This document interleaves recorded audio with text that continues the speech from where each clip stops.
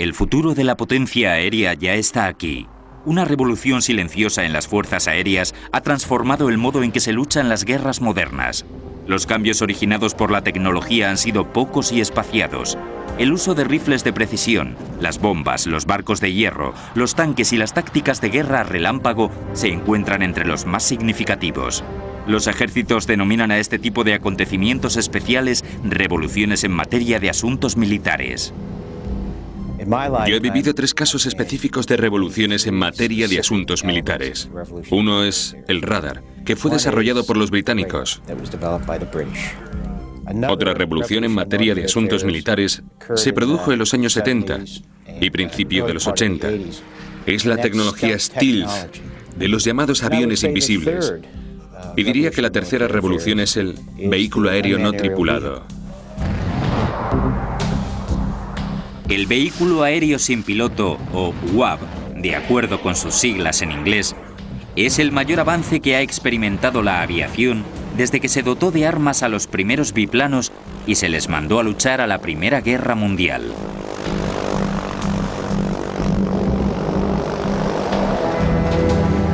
Aviones de combate del siglo XXI.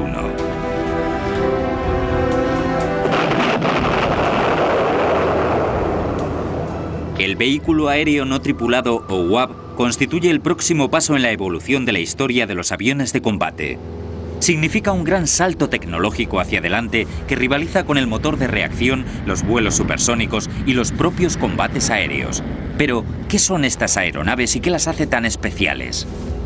Un UAV o UAV es un vehículo aéreo no tripulado que se define como cualquier tipo de aeronave que no lleve a nadie a bordo, que vuele sin piloto. Un UAV puede ser desde un avión de observación pasiva de lo que sucede en tierra hasta un agresivo caza de combate. Constituye un activo clave para las fuerzas aéreas modernas. Los UAV contemporáneos pueden ser totalmente autónomos. Podemos programar los ordenadores de a bordo para que arranquen, maniobren, despeguen, vuelen, cumplan una misión, vuelvan, aterricen, maniobren y se apaguen. El concepto de vehículo aéreo sin piloto es tan antiguo como la propia aviación.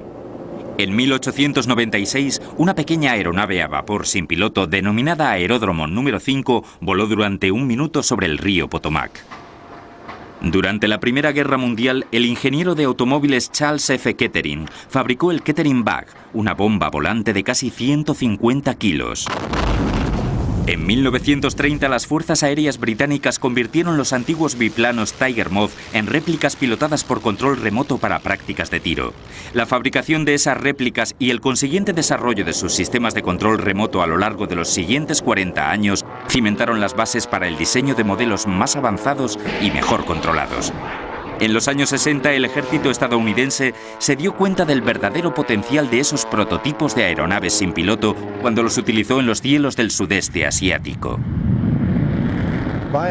Muchos de los UAV que se emplearon eran réplicas de prácticas de tiro adaptadas para efectuar misiones de reconocimiento.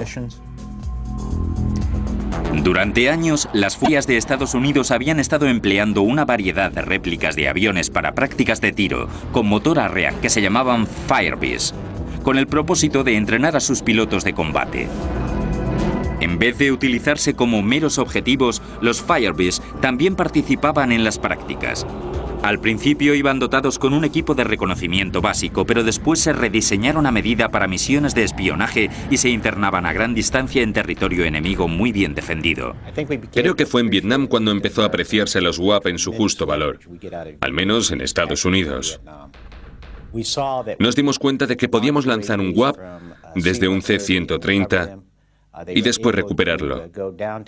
Podíamos volar al centro de Hanoi y sacar fotos de una zona muy bien protegida, con defensas antiaéreas, y averiguar la situación de los objetivos militares y dónde estaban situados los misiles tierra-aire. Si la misión tenía éxito, los UAV regresaban con información vital sobre la capacidad y defensas del enemigo.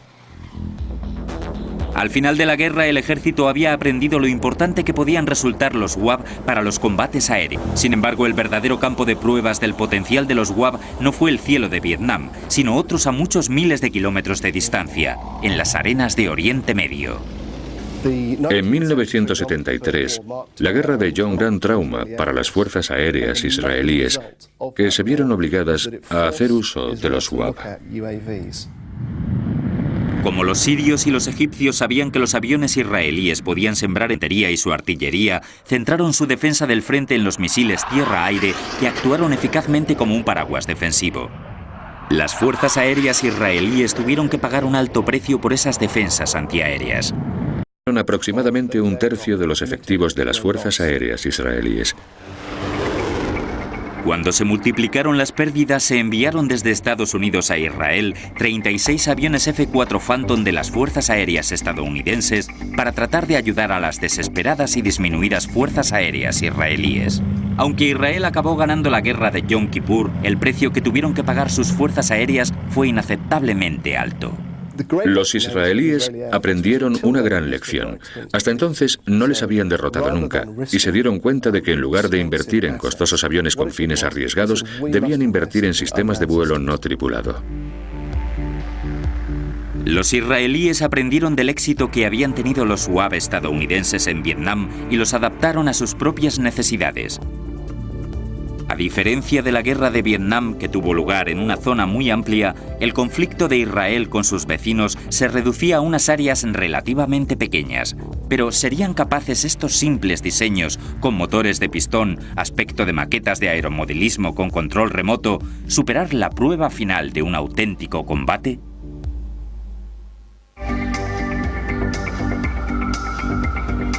A principios de los años 80, el Líbano se vio desangrado por una violenta guerra civil. El vecino norteño de Israel era la base de operaciones de la OLP, la Organización para la Liberación de Palestina, el enemigo más peligroso y persistente de la nación judía. Para complicar la creciente tensión, Siria, el antiguo adversario de Israel en la guerra de Yom Kippur, instaló baterías de misiles tierra-aire en el valle de Bekaa, del Líbano. El 6 de junio de 1982, Israel invadió el Líbano con más de 60.000 soldados y 1.200 tanques en una ofensiva bautizada con el nombre en clave Operación Paz para Galilea. Los reactores israelíes prestaron su apoyo a la artillería desde el cielo. Mientras tanto, en el valle de Bekaa, los misiles tierra-aire sirios esperaban silenciosamente a sus presas. La operación Paz para Galilea fue la culminación de 9 años de un cuidadoso desarrollo de la tecnología UAV israelí. Los UAV jugaron un papel crucial en la invasión y en los combates aéreos. Debido al terrible trauma causado por las pérdidas de aviones y a la lección aprendida en la guerra de Yom Kippur, los israelíes habían invertido tiempo, recursos y conocimientos en tecnología UAV. Se había desarrollado su capacidad de reconocimiento, su efecto sobre la táctica y su integración en el ejército. Entonces se puso a prueba su eficacia en el campo de batalla. Los israelíes utilizaron sus UAV de forma muy inteligente.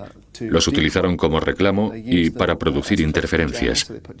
Les dotaron de equipo para producir interferencias, para vigilar y reconocer el terreno, para dirigir la artillería y para coordinar los ataques aéreos. Los UAV demostraron su valor en la Operación por la Paz en Galilea. Actuaban como ojeadores aéreos e informaban a los comandantes de la precisión de una formación de artillería.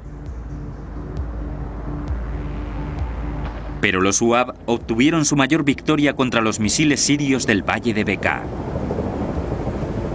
Los sirios pensaban que los pequeños y sencillos aviones de hélice eran reactores de combate israelíes y creían que estaban siendo atacados desde el aire.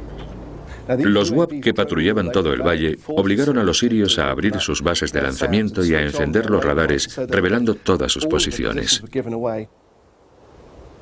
Igual que ocurre con una linterna que se enciende en un cuarto oscuro para buscar algo, Las instalaciones de lanzamiento de misiles tienen que encender el radar para localizar su objetivo y, como sucede con las linternas, al hacerlo acaban revelando su posición.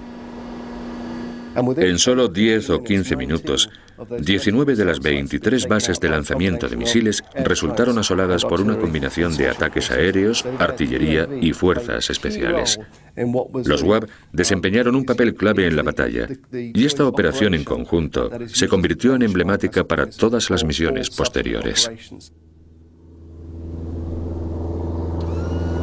Los UAV fueron tan eficaces para engañar a las defensas antiaéreas sirias que se rumorea que a uno de los UAV le dispararon hasta 28 misiles tierra-aire y todos ellos fallaron.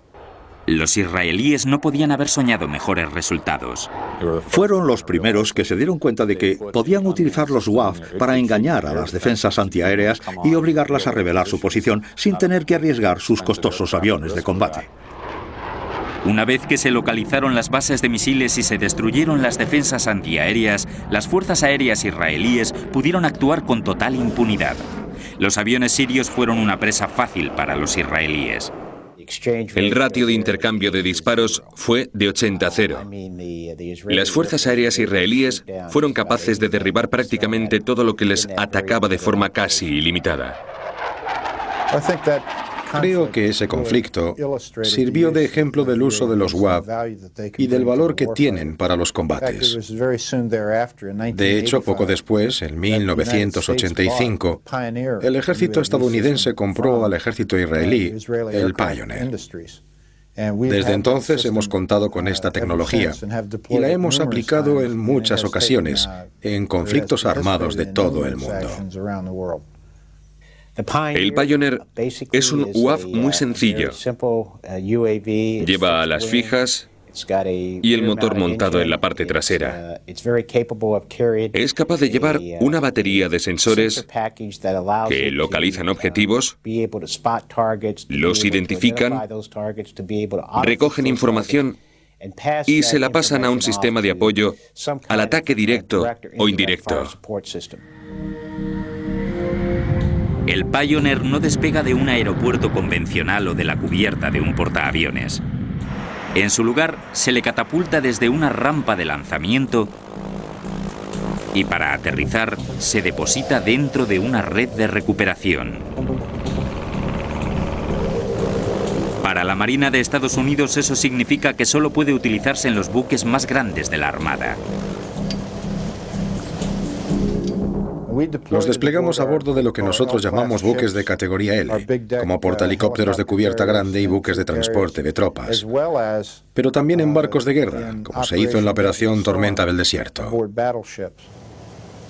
Los lanzamientos de UAV desde aviones durante la Guerra del Golfo y el desarrollo de programas especiales como el sistema británico Phoenix significan que la localización de artillería ya no está en manos de aviones muy vulnerables como los Bird Dog de Vietnam. Era un trabajo peligroso y muy expuesto que se cobraba muchas vidas. Como había ocurrido en la Operación Paz para Galilea, la Guerra del Golfo supuso un rito de iniciación para el Pioneer.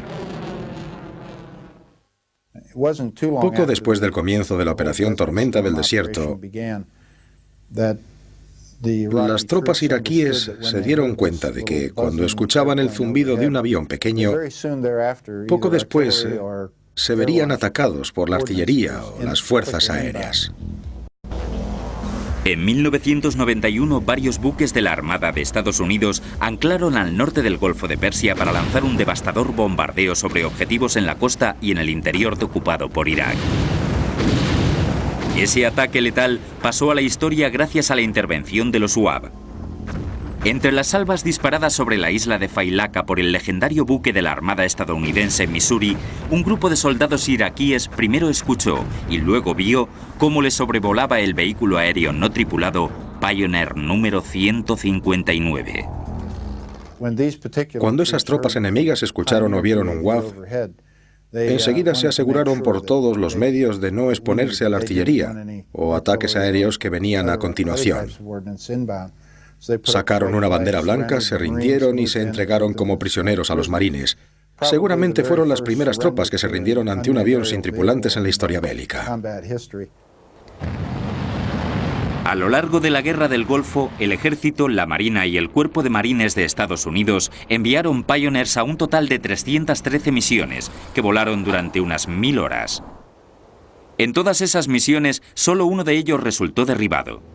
Los sensores de vídeo en tiempo real que mostraban la precisión de los bombardeos, la localización de objetivos y la rendición de iraquíes fueron herramientas muy importantes para los comandantes de tierra y mar.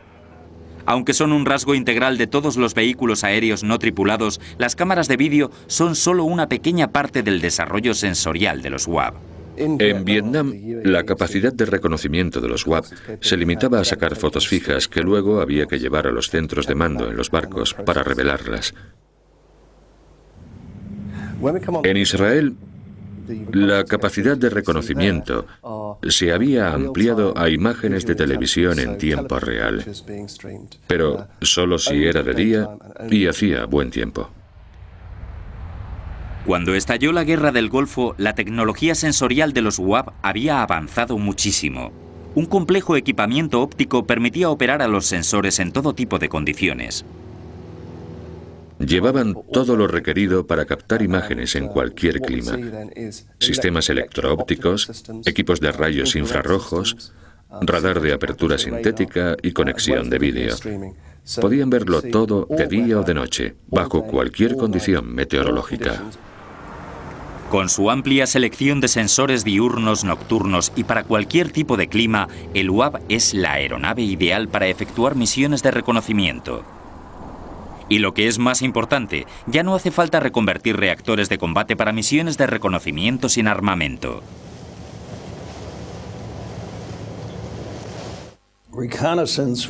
Las misiones de reconocimiento constituían un problema muy grave para el ejército. Tenían que reconvertir aviones armados tácticos e instalarles cámaras, con lo cual dejaban de ser útiles para el combate.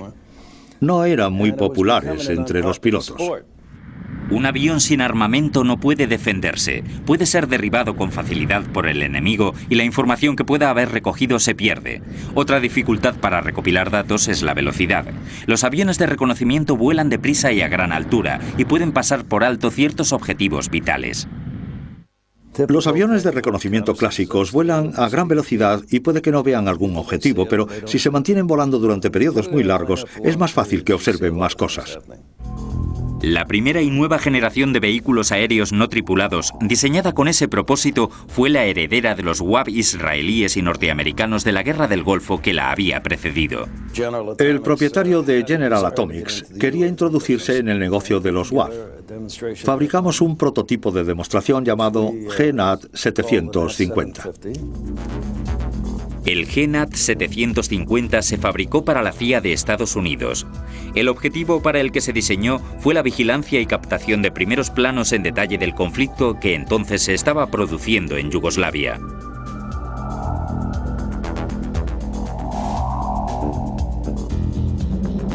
A mediados de los años 90, el GNAT sobrevolaba la antigua Yugoslavia a altitudes de entre 5.000 y 1.500 metros durante hasta 30 horas seguidas. El éxito del GNAT durante el conflicto yugoslavo condujo a la creación de un nuevo UAV. El nombre con el que se bautizó a esta versión perfeccionada fue Predator. El Predator se desplegó por primera vez en los Balcanes a principios de 1995. Las características del Predator permitían la cobertura total de una región concreta y proporcionaban al comandante de la operación una imagen clara de lo que ocurría en terreno enemigo. Tenía sus capacidades muy desarrolladas y podía localizar a una persona a más de 80 kilómetros de distancia. El Predator proporcionaba cobertura en vídeo en directo a los comandantes de las operaciones que podían ver el objetivo, podían ver cómo caían las bombas sobre el objetivo y en cuanto se despejaba el humo, examinar instantáneamente los daños que habían causado. En el pasado había lanzado la bomba sobre si había acertado o había fallado el objetivo, o si no, había que mandar un avión de reconocimiento a sacar una foto y cuando la imagen estaba disponible ya era demasiado tarde. Una información tardía deja de ser del todo fiable. Por ejemplo, cuando se revelan y examinan las fotos, los tanques o tropas fotografiados pueden haberse trasladado. Un rasgo adicional de la ya de por sí avanzada tecnología punta del Predator fue la incorporación del moderno SAR, o radar de apertura sintética. Las cámaras del SAR pueden atravesar las nubes, la lluvia, la nieve, el follaje e incluso los tejados. A los bandos rivales de Yugoslavia apenas les quedaban lugares en los que esconderse a la mirada ubicua del Predator. Proporcionaba imágenes nunca vistas. Era como ver la guerra por la tele. Pero ahora el Predator tiene que cazar algo nuevo. No se trata del enemigo tradicional, se trata de una amenaza asimétrica. Posiblemente vamos a tener que luchar en las ciudades, en las cuevas y en las sombras. Desde los atentados del 11 de septiembre, el mundo centró su atención en el grupo terrorista Al-Qaeda. Sin tropas ni armamento, oculto en las abruptas montañas de Afganistán, Al-Qaeda constituye un objetivo difícil por su movilidad. Gracias a su autonomía de vuelo de 40 horas, el Predator es el instrumento ideal para encontrar al adversario que se esconde en los profundos valles y las solitarias cuevas de Afganistán.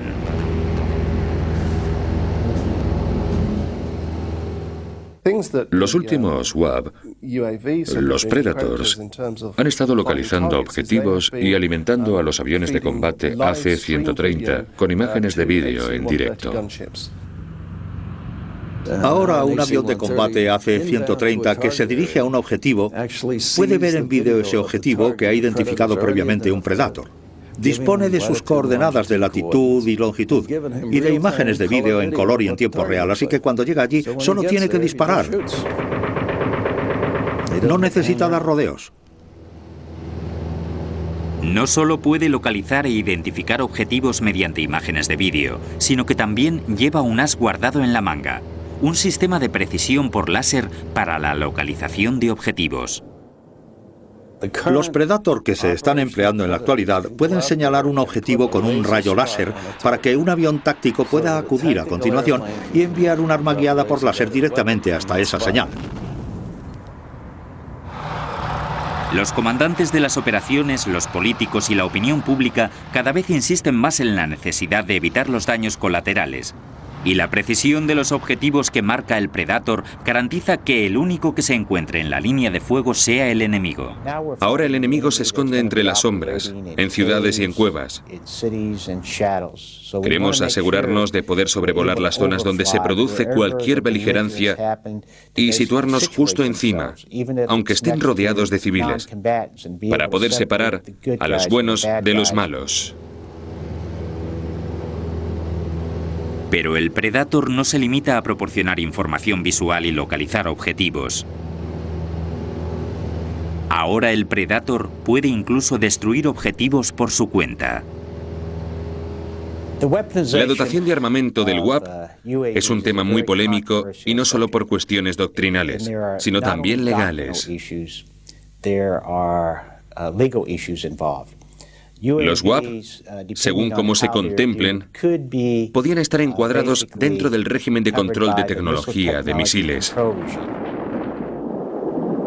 Existen varios tratados que intentan limitar los arsenales del mundo y se teme que los UAV puedan ser considerados misiles ilegales. Hemos firmado el Tratado de Control de Tecnología de Misiles, pero hay que diferenciar entre misiles y entre vehículos aéreos no tripulados.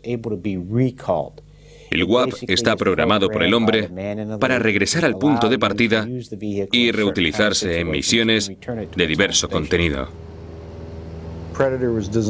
El Predator está diseñado para ser un instrumento de información, vigilancia y reconocimiento.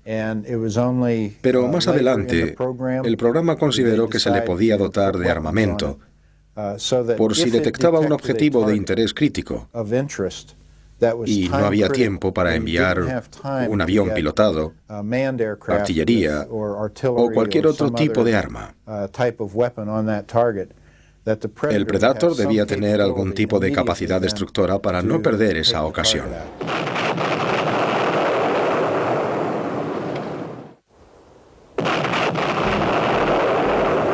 La guerra contra el terrorismo impulsó al ejército a dotar al Predator con misiles aire-tierra. Pasó de ser una eficaz herramienta de reconocimiento a convertirse en un arma letal. Ahora tenía capacidad no solo para localizar objetivos, sino también para atacarlos y destruirlos de forma independiente. La primera vez que el Predator se utilizó en un combate fue en la campaña afgana. Como el misil Predator está diseñado para destruir objetivos de tipo tanque y artillería, el misil Hellfire constituía su arma de elección natural. El Predator es un agente clave en la guerra contra el terrorismo. En la guerra de Afganistán hubo 2 Predator volando permanentemente las 24 horas del día durante 7 u 8 meses. A pesar de su éxito, el Predator no fue el único UAV que sirvió en la guerra de Afganistán. El Global Hawk, equipado con motor de reacción que vuela a una altitud de 20.000 metros, constituye otro par de ojos aún más valioso para el ejército estadounidense. La idea fue enviar el mismo tipo de avión sin tripulante a una altitud muy superior para efectuar básicamente misiones parecidas. La presencia del Global Hawk sobre Afganistán proporcionó a las tropas norteamericanas una visión inédita del campo de batalla. Este UAV vuela al doble de altura que los aviones civiles. Tiene una envergadura de ala de casi 35 metros y puede escanear superficies de hasta 120.000 kilómetros cuadrados. Desde la gran altura a la que vuela puede distinguir tipos de vehículos, aeronaves y bases de misiles. Si el Predator puede registrar una zona, el Global Hawk puede examinar un país entero. Estamos anonadados por el éxito del Global Hawk. Es un avión muy estable. En Afganistán cumplió 18 misiones. La autonomía de vuelo de 36 horas seguidas del Global Hawk, combinada con su equipamiento sensorial de alta tecnología, significan que la vigilancia y el reconocimiento pueden mantenerse las 24 horas del día, 7 días a la semana. Eso supone que el enemigo ya no tiene dónde esconderse. El nivel de automatización del Global Hawk significa que se encuentra perpetuamente disponible para acudir a cualquier lugar donde se le necesite. Ahora que nos enfrentamos a la guerra contra el terrorismo, el Global Hawk puede desplegarse en cualquier lugar del mundo en cuestión de horas. Con la capacidad de volar a cualquier parte del mundo gracias a sus sistemas preprogramados, el Global Hawk resulta extremadamente versátil en lo que respecta a dónde puede enviarse y la preparación que necesita. Una vez situado sobre un espacio aéreo en particular, el Global Hawk puede asumir una trayectoria de vuelo circular y vigilar constantemente la zona. Esto no solo le proporciona al ejército una mayor libertad para operar UAV en misiones de ataque o reconocimiento. También reduce considerablemente las consecuencias políticas de la pérdida de una aeronave.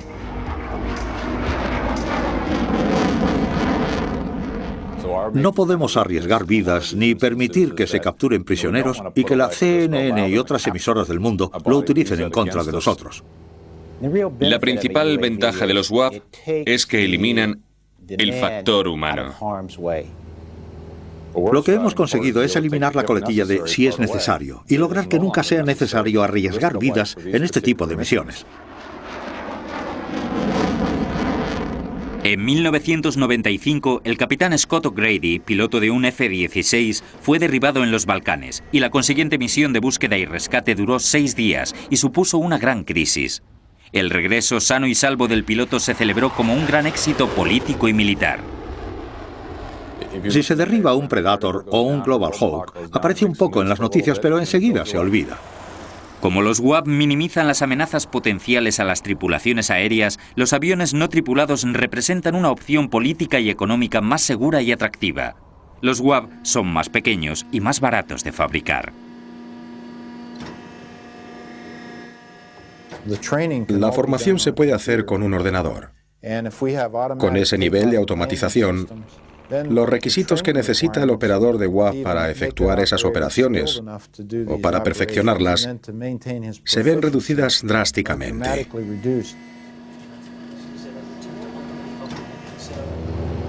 Aunque alguien sin experiencia de vuelo previa podría aprender a operar un UAV en relativamente poco tiempo, el ejército prefiere emplear pilotos profesionales.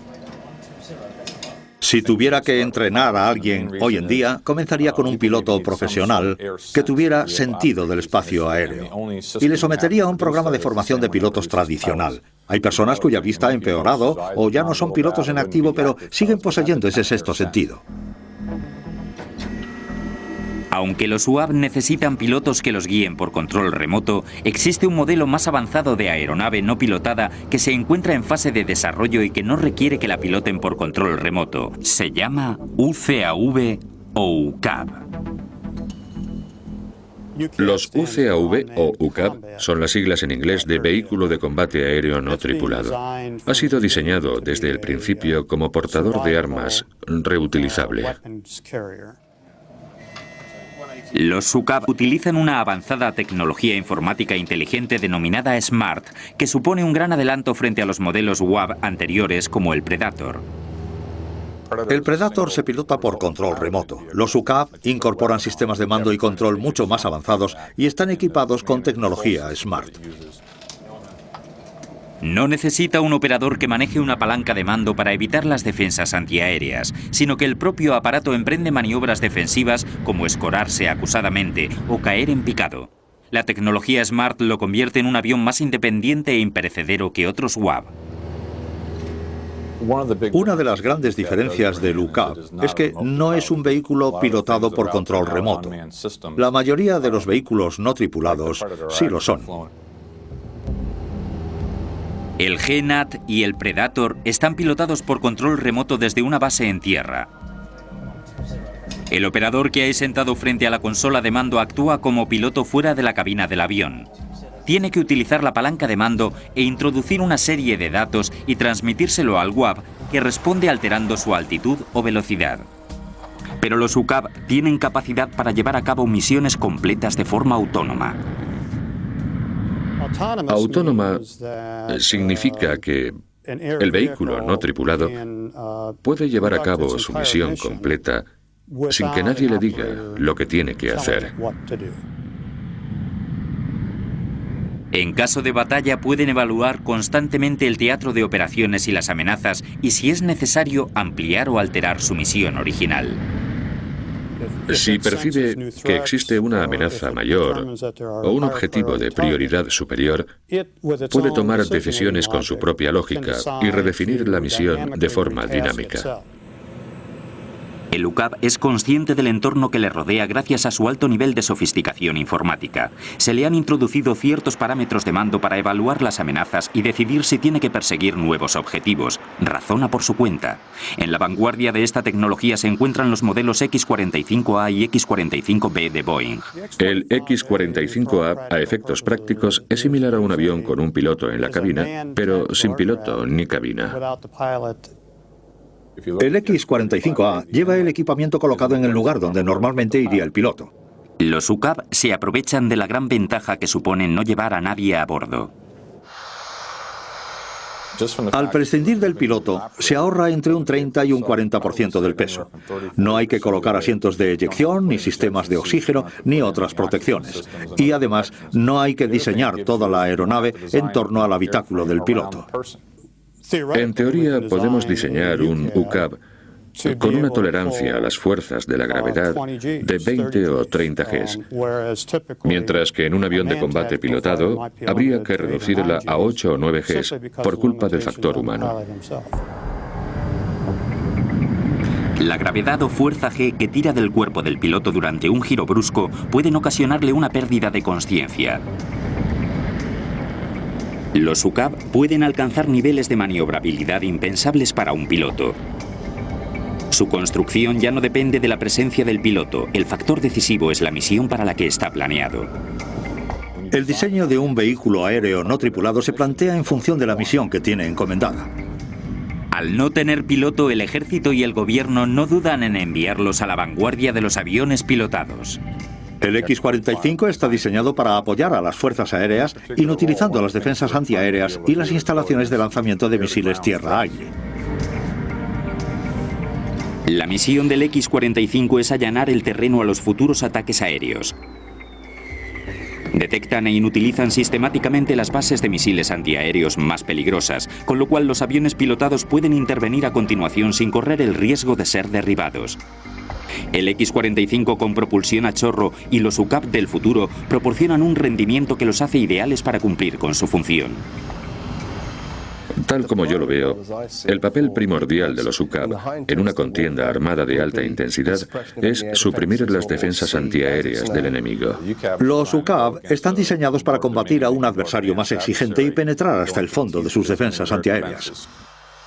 La razón por la que los UCAV resultan ideales para este propósito es que contamos con muchos enemigos equipados con lo que denominamos misiles de 2 dígitos, misiles tierra-aire de fabricación soviética. Los misiles tierra-aire de tecnología punta de los que disponen son increíblemente rápidos y de muy largo alcance.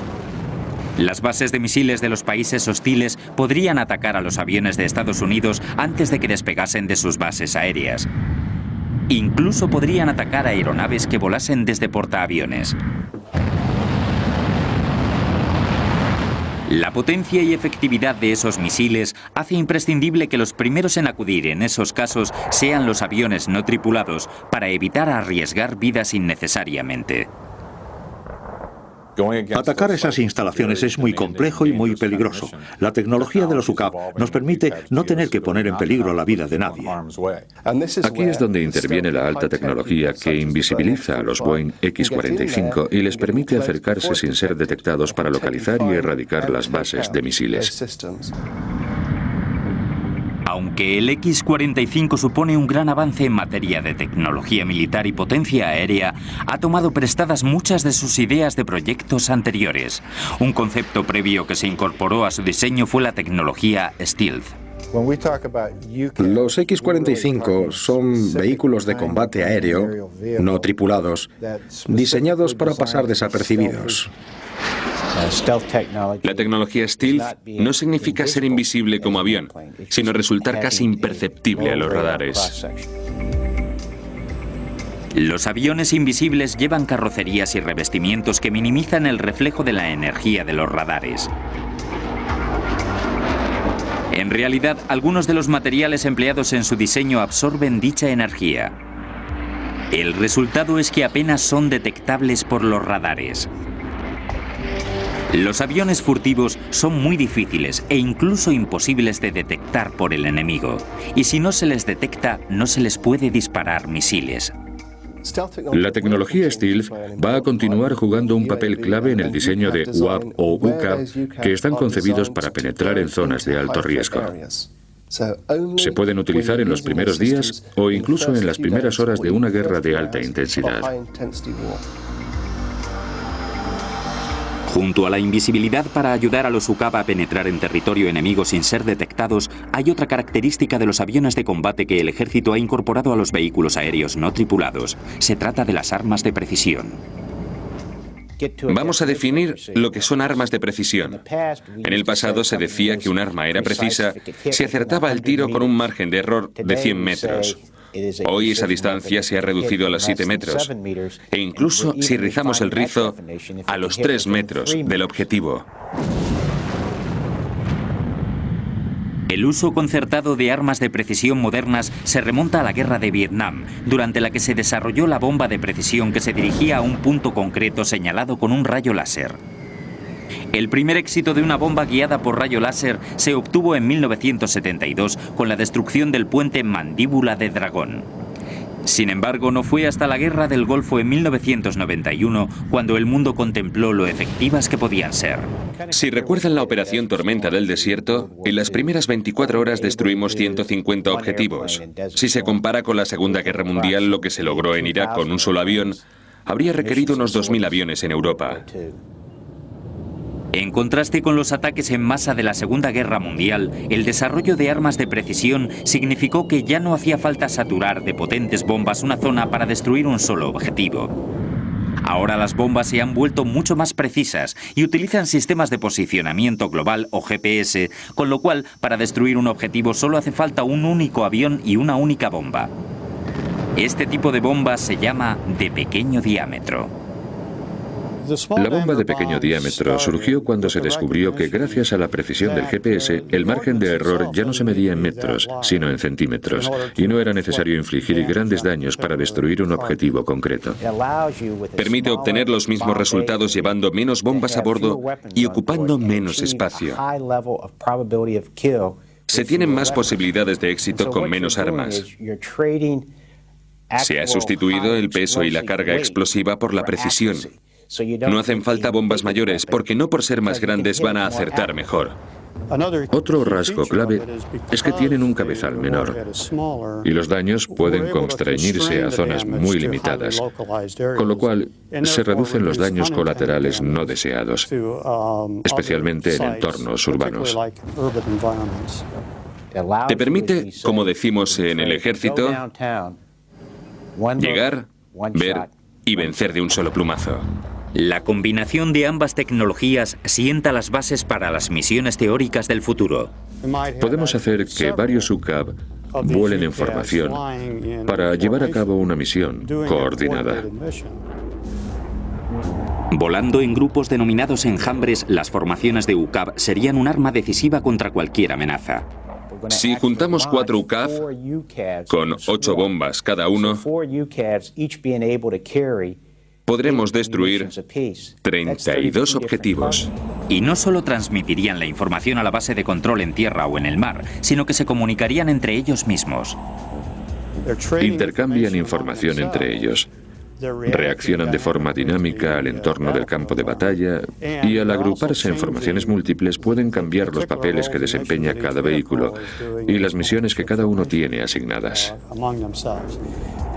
El barco nodriza que controla ese escuadrón de UCAV puede quedarse en la retaguardia y enviar a los aviones no tripulados a destruir un sistema de defensa antiaérea integrado muy sofisticado. Una vez completada su misión primaria, el X-45 podría permanecer en el área y asumir otro papel. Cuando terminan, pueden quedarse allí y situarse en órbita para jugar un papel más bien defensivo y ayudar a los aviones pilotados cuando lleguen, si se les ha pasado por alto alguna defensa antiaérea, que entre en juego al ver aparecer más aviones.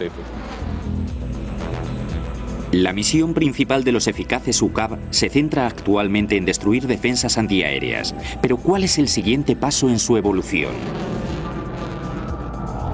Los aviones de combate F-22 Raptor y F-35 Joint Strike se encuentran a la vanguardia de la tecnología aérea. Son aviones provistos de tecnología stealth y de armas de precisión teledirigidas. Pero su desarrollo futuro puede estar en entredicho ahora que los UCAV se encuentran casi en igualdad de condiciones. ¿Podrían ser estos dos modelos los últimos aviones de combate tripulados? En los años 80 e incluso a principios de los 90, no disponíamos de esta tecnología en materia de vehículos aéreos no tripulados. Y se está desarrollando a tal ritmo que hemos alcanzado niveles inimaginables hace 10 o 15 años. Creo que llegará un día, un punto en el horizonte, si esperamos lo suficiente, en el que los vehículos aéreos no tripulados puedan efectuar combates en el aire contra otros aviones, por ejemplo. Si el siglo XX fue el siglo de los pilotos, ¿será el siglo XXI la centuria de los UAV? El desarrollo de los UAV culmina la evolución de los primeros biplanos de la Primera Guerra Mundial, que al principio solo se utilizaban para misiones de reconocimiento y acabaron convirtiéndose en armas de guerra multiusos. La transformación de los UAV en UCAV ha seguido el mismo camino, pero ¿a dónde terminará conduciéndonos? Los combates aéreos del futuro dejarán de enfrentar al hombre contra el hombre y colocarán al hombre frente al robot o incluso al robot frente al robot. Creo que en el futuro es posible que existan unas fuerzas aéreas robóticas. A pesar de los avances de los UAV y los UCAV, al final es el soldado de infantería quien desempeña el papel clave en las guerras. Sin embargo, ese soldado de infantería ordinario, con ayuda de los UCAV, está a punto de convertirse en extraordinario.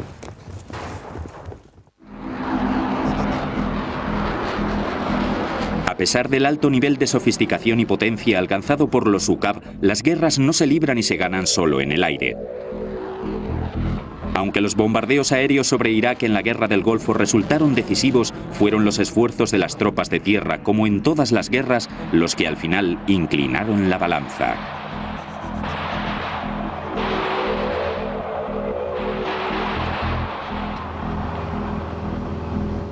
Aunque los UAV y los UCAV son capaces de prestar apoyo a la infantería, la marina u otros aviones, localizando y neutralizando las posibles amenazas, existe una herramienta más que también puede resultar decisiva: el micro-UAV.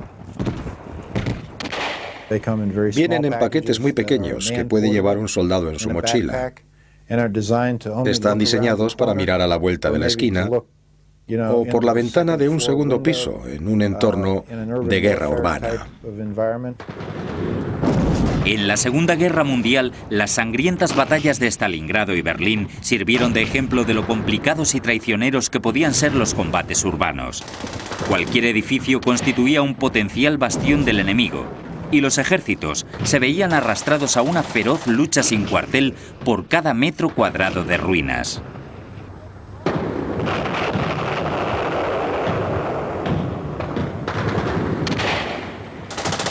Si estás en medio de una batalla urbana y necesitas ver lo que hay a la vuelta de la esquina y destruirlo, puedes lanzar uno de esos pequeños UAV, que sale volando como un pájaro o un insecto, y echa un vistazo por ti.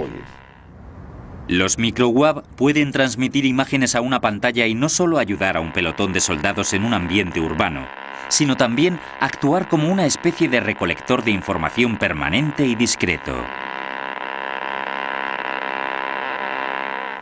Estamos hablando de un aparato que tiene solo 1,5 kilovatios de potencia, que puede reconocer el terreno durante un mes y transmitir datos durante una semana.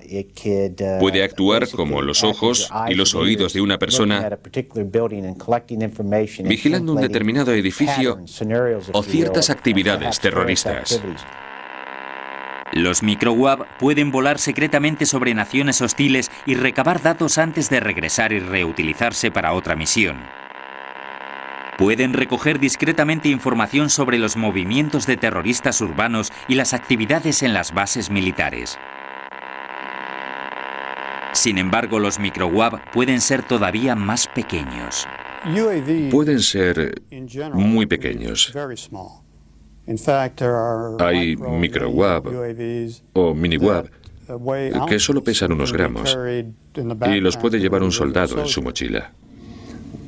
Tenemos micro-UAV que pueden volar dentro de una habitación. Los micro-UAV miniaturizados y sofisticados no solo pueden infiltrarse tras las filas enemigas, sino también detectar explosivos y amenazas biológicas y nucleares. Las posibilidades solo están limitadas por la imaginación de los científicos. La verdad es que no existe un límite a lo pequeños que pueden ser. Desde los cielos sobre las selvas de Vietnam, a los desiertos de Israel, Líbano e Irak, pasando por las estériles montañas de Afganistán, el fenómeno de la aviación no tripulada no solo ha sorprendido e impresionado a los combatientes modernos, sino también a sus enemigos, lo cual es más importante. Grandes operaciones de las campañas presentes y futuras pueden llevarse a cabo por control remoto o incluso de forma autónoma. El riesgo para la vida humana, civil o militar no cesa de disminuir. Ahora la información resulta a veces más importante que el poderío militar. Un aparato que cabe en un maletín podrá llevar a cabo arriesgadas operaciones de espionaje en territorio hostil.